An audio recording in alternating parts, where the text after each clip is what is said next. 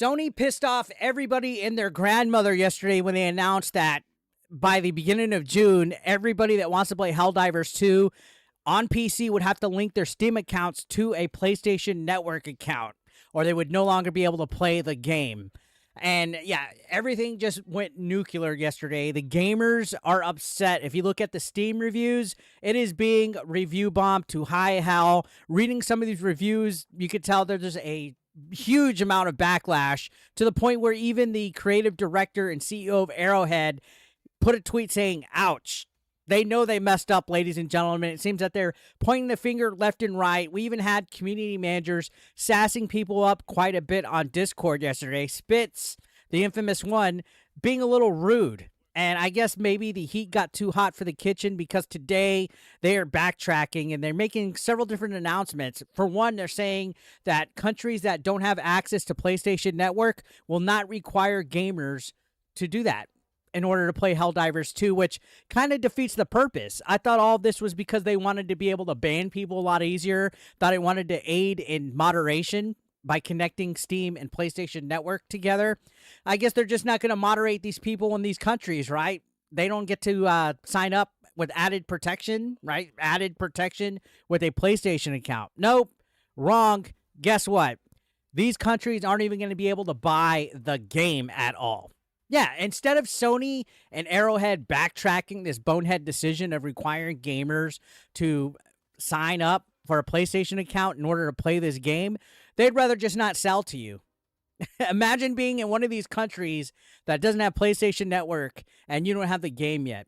They would rather not have your money than backtrack on this decision. They are literally doubling down, and this is a case of the most retarded thing that I've seen in gaming in quite some time. And I know there's a lot of people on Twitter and on social media asking, what's the big deal? You sign up for a PlayStation account when you have the console, and you sign up for one when you sign up with Steam, and you know everything gets hacked and blah blah blah. That's not the point. Right here, there was a bait and switch, guys. Whether you want to say it was in the terms of service when you got this game a couple months ago, it was always an optional type of thing to sign up for. It was never required to have a PlayStation account. It was something that you could just skip over.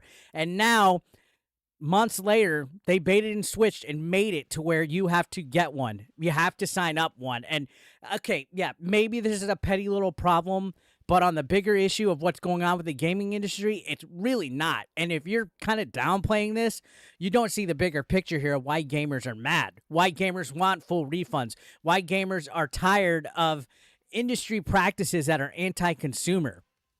Think about it. All this caused this much of a meltdown, and Sony and Arrowhead refuse to backtrack and just take away the decision. They would rather not sell you the video game if you're in an area that doesn't have PlayStation Network. And don't even think about using a VPN. It's against the TOS of PlayStation Network to use a VPN to hide where you're at. So if you're in China, don't even think about using a VPN to have a United States IP, because you will get banned forever on PSN. This is all honestly just a mess. And, you know, looking at what's going on with this situation, it's so weird and wild to see that suddenly they want to have this. They want this as a way to control gamers. It might sound a little paranoid. It might sound a little tinfoil hat. But if you really think about it, requiring people to have a mandatory login for PlayStation Network, or else they're going to be locked out of a game that they paid their hard-earned money for, and hiding the fact that this is for moderation purposes is pretty wild. Can't you moderate gamers without having to make a mandatory login? You were doing it for 3 months. You didn't have it mandatory. So what's honestly kind of interesting about this is that you could see people on the internet are piling up on this. Look at this Rand Douglas tweet saying, let me start by saying, I know it's not you guys, but Sony who's holding the metaphorical gun here. But some countries that have your players literally cannot make PSN accounts because Sony does not recognize them on PSN. What's going to happen to those players? And you can see even the creative director, the CEO of Arrowhead, doesn't even know what's going on. We are discussing that question with our partners at PlayStation and trying to find a solution.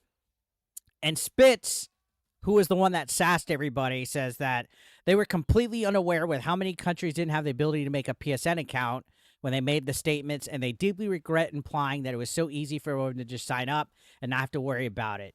It's not their intention to force people to break Sony TOS or just not play the game if they're in restricted region. There needs to be a better solution. So it seems like Arrowhead is doing a little bit of damage control, especially with this community manager who pissed a lot of people off yesterday. You could see he was kind of being sassy with this whole "I thought you were leaving and refunding" comment. I bet he got a severe reprimanding. I can't even speak right now. My tongue is all over the place, just like Arrowhead and Sony's decisions are all over the place when it comes to this game. And just yesterday, Spitz was saying that all this feedback is not going to change much.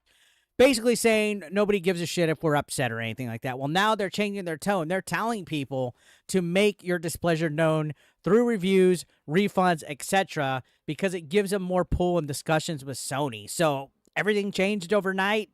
That's kind of strange. Now, I did get decent feedback in my comment section in regards to this whole topic. Some people were trying to say that my video was misleading. Everything that I've used was from news websites, news articles, and Twitter happening in real time. I'm not a 24-hour CNN news reporter. When you're watching this, something else might have popped up. It might be obsolete. Do you people that are fucking retarded not understand how the internet works? There's always those people in the comment sections that have a little bit of the tism that don't understand how news works, that it happens in real time.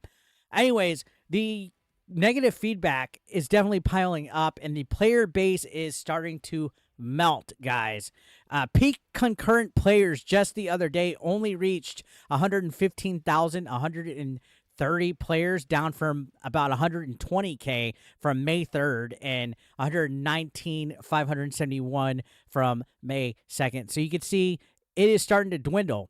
And on top of that, again, the player base review scores is basically becoming overwhelmingly negative over the last couple of days. Over 62,477 negative reviews and only 252 positive reviews on Friday. But today, on Saturday, May 4th, it received over 94,055 negative reviews and 0 positive reviews. So people are pissed off at this game. I think this is it. I think this is 110% it for Helldivers 2. They ruined it. Their community manager sass, just their lack of organization, this huge bait and switch. I'm sorry, Helldivers 2 fans. I think this is it for the game. I think they screwed themselves. Sony managed to not fuck up just one game, but 2 games this week with Stellar Blade and Helldivers 2. And I think they're slowly but surely starting to become very anti-consumer as a company. So what are your thoughts on this? Let me know down below.